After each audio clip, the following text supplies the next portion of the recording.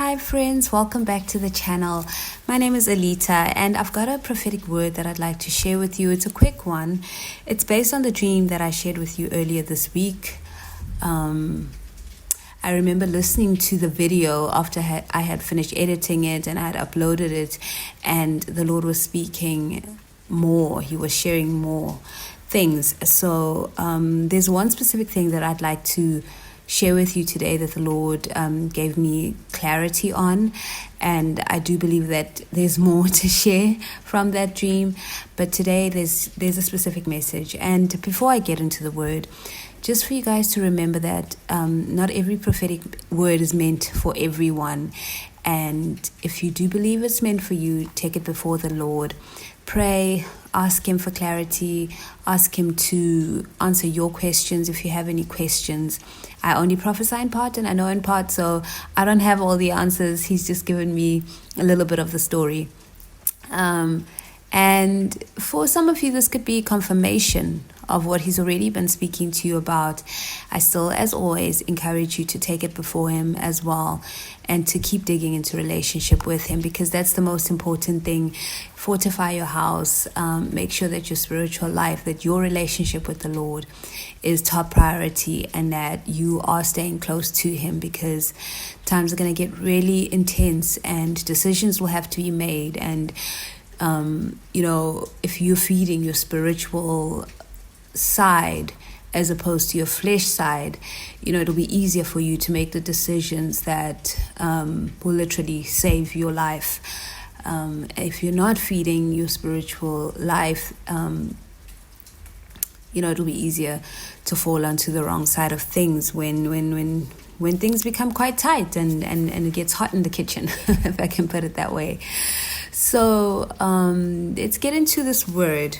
So there was a part in the dream where I was outside in the backyard, or actually by the door, and one of my family members was woke up to the fact, or realized that there was a threat and that there was someone in the yard, and they started to panic, and there were two children outside. One was mine, who was closer to the door in a better position, and the other child was her grandchild, who was further back, and she was on the grass. The grass was wet. She just appeared neglected.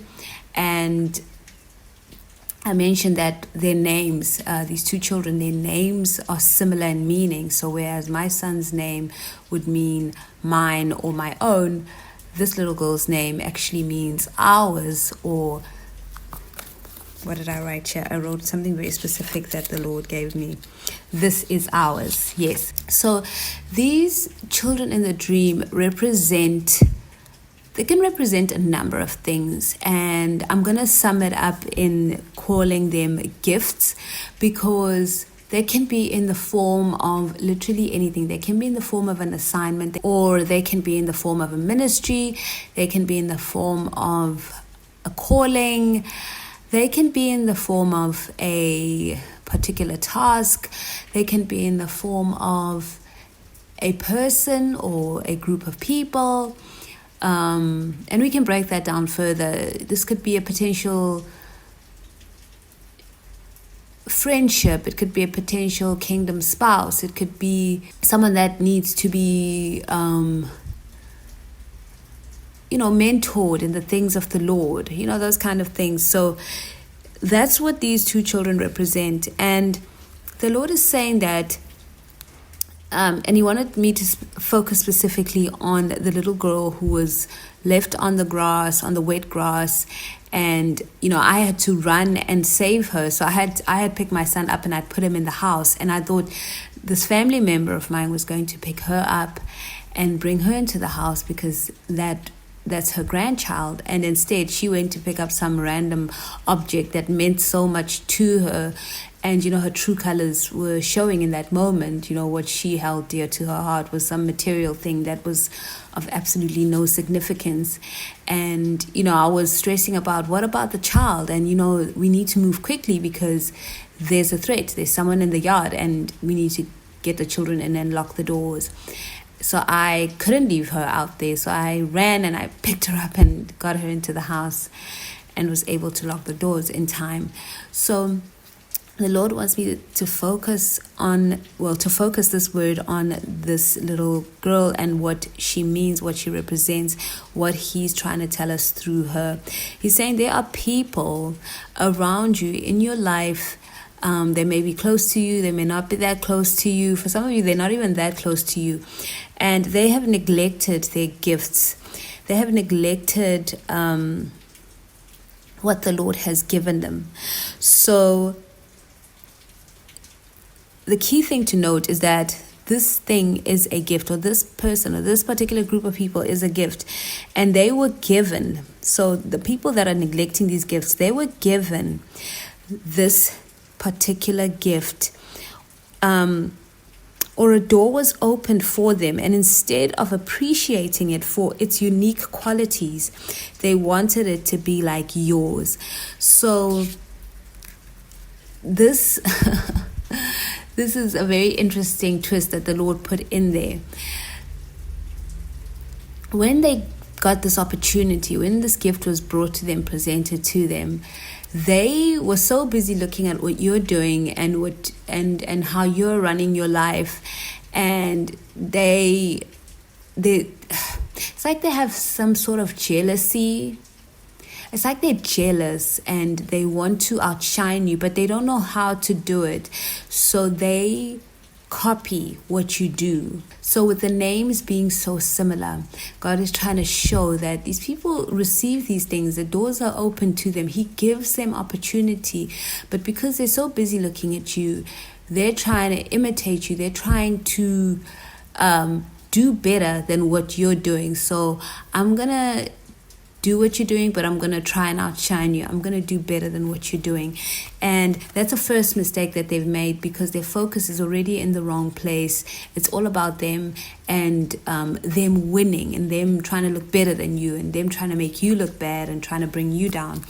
And God is saying that they are not appreciating the gift for what it is, for its own unique qualities. So instead of bringing out its own beauty, giving it its own name, they have chosen to copy and paste what you're doing and try and outshine you. But they can't handle it. They haven't been able to handle it. They've neglected it. It's there. It's like, there, I've done this thing and hopefully it's better than hers or his. And they've neglected it, and it's out on the wet grass in the yard, just really susceptible to the elements and to any danger that may come. I believe the Lord is saying to us today that He is opening those doors of opportunity for you, that He is presenting this thing to you. You may have to be thrust into this thing, and He's saying be open to it, because yes, it's more responsibility. Yes, you're going to have to do a lot more work and nurture and care for this thing, but there's so much fulfillment in it. You're going to be rewarded. It's worth it, because this thing is beautiful, and you can see the value of it. You understand that this is valuable and it cannot be left to die or just be stolen by the enemy or destroyed by the enemy in any way. So God wants to open this door of opportunity to you. He presented it to the other people in your life, or this other person. They neglected it because they were so busy competing with you, trying to do better, and their true colors came out, and they were found to really just care about themselves and their material things, things that don't matter, that are not going to help them in any way, especially in these last days. And God is opening you up to this, because it really is beautiful and unique. And yes, you're going to have to put in work, but it's okay. He's saying embrace it. In the dream, I couldn't let that child be destroyed or caught up out there on her own. So He's saying, for a lot of you, it's going to be a quick decision. You're going to have to jump into it without question. You're just going to have that instinct to grab a hold of this thing, because someone has to keep it going. Someone has to keep it alive. Like I mentioned, it could come in the form of even a relationship. So I really encourage you to have a look around you, especially if you have been promised marriage in this time.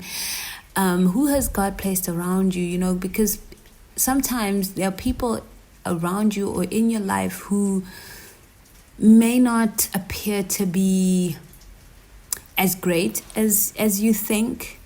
They've been neglected. They need help with their self-worth and all of that.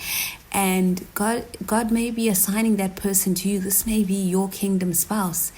And you may have to be that person that the Lord uses to bring out the best in this person, to nurture them, to love them unconditionally, and help them to flourish and to grow and to blossom into what God created them to be. So it's a very important thing to understand that in this time of the Lord bringing people together with all the kingdom marriages that He has promised, that it's beyond you, it's more than you, it's more than how they look, it's more than what they do for a living, it's more than what you may think is the ideal.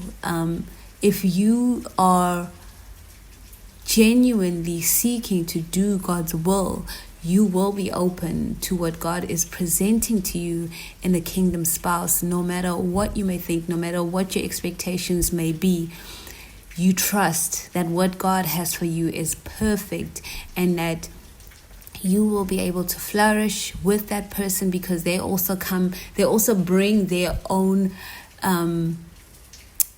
qualities and characteristics that are going to help you, blossom and flourish and be everything that God created you to be. So don't choose according to the flesh. Be very careful of that, especially with the attraction factor. People say, but God wouldn't give you someone that you're not attracted to.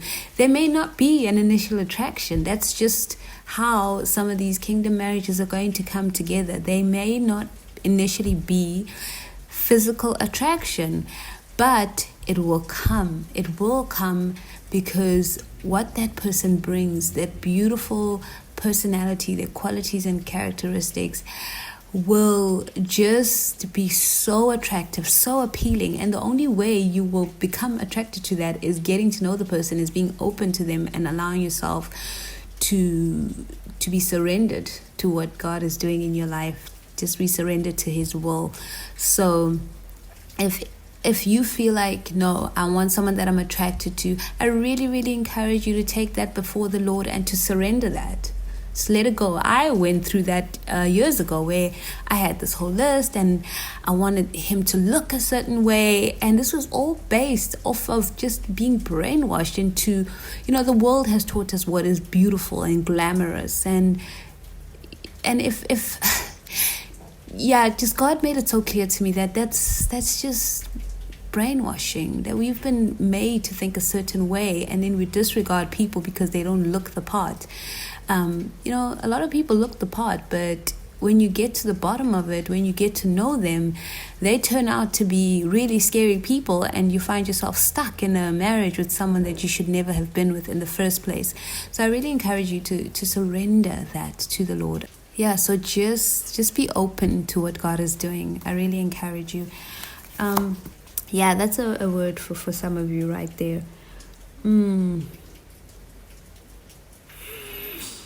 And really, this little girl could represent other things like I mentioned before. It could be people that are just starting out on their walk with the Lord, and they need someone to hold their hand. They need a mentor. It could be a ministry that just has so much potential, such great potential, and you can see that potential, and God is saying, grab a hold of it. He's opening up that opportunity to you. So it's really, really important to understand that because this little girl's name means ours, or this is ours, there's a message in that, and the Lord made it so clear to me. It was like, wow. And He's saying that when you see stuff like that happening, where people are being neglected, ministries or whatever, and you have an urge to step in, God is saying that it is your responsibility. We do need to take responsibility for things that people are neglecting. It's our responsibility. It's that whole unity thing that the Lord has been speaking about since the beginning of the year. We have to take on a new mindset, a kingdom mindset. It's no longer just about you. We're not of this world. It's about the collective. It's not just about me and mine. You know the saying, as long as I take care of me and mine, I'm all good. No, it's not about that anymore. That's a worldly mindset. John 15:19 says, the world would love you as of its own if you belong to it, but you are no longer part of the world. I chose you to come out of the world, so it hates you. And if you are not of this world, you cannot be operating with the world mindset. You have to operate with a kingdom mindset. And that is to be open to taking on a responsibility that initially wasn't yours, but you are, it's been brought to your attention that it needs to be taken care of. So I really hope that this word has spoken to you and helped you, because we can get so caught up in me and mine, and we forget what are the biblical principles. I am my brother's keeper. I am my sister's keeper. It's very important that we come out of this individualistic mindset and remember that this is about unity, about the collective, about the body of Christ, the righteous remnant, coming together in this time and fulfilling that which God is giving us to fulfill. And being clear that it really is from the Lord, because even the enemy is trying to deceive us, trying to get us to do things that aren't of the Lord. And if you're walking closely with the Lord, if you're in deep relationship with Him, you will be able to discern. He will make it clear to you. He'll show you. Pay attention to your dreams, to those of you that dream. And, pay attention to how God speaks to you. You know how God speaks to you. So pay attention to what He's saying at all times. There's a lot is at stake in this time, so it's important for us to be close to Him and to pay attention. And yes, guys, let's keep the United States in our prayers with everything that's happening with the elections. Let's just pray that things don't get too volatile and well, let's really pray for the Lord's will. Sometimes prayers can be a form of witchcraft because we're just trying to get our will. So let's just pray for God's will to be done in this time in the United States.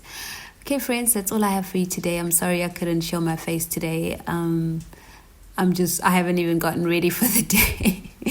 And as soon as I do, I have to leave. So I wanted to make sure that I got this message out today.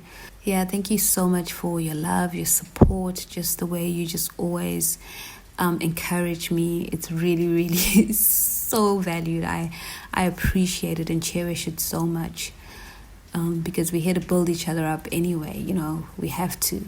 This world is already so full of negativity, and the last thing we need is infighting and all of that. Okay, so that's it from me today. Friends, have a wonderful, wonderful weekend. I don't know if you guys can actually hear the rain. It's raining here, and it's so beautiful. I'll try and put up a picture of my view. Well, it's not even that great a view. I just love the fact that it's raining. Okay, remember, you serve a good Father. He's a good Father. It's who He is. It's who He is. It's who He is. And you're loved by Him. Friends, you are so special to Him.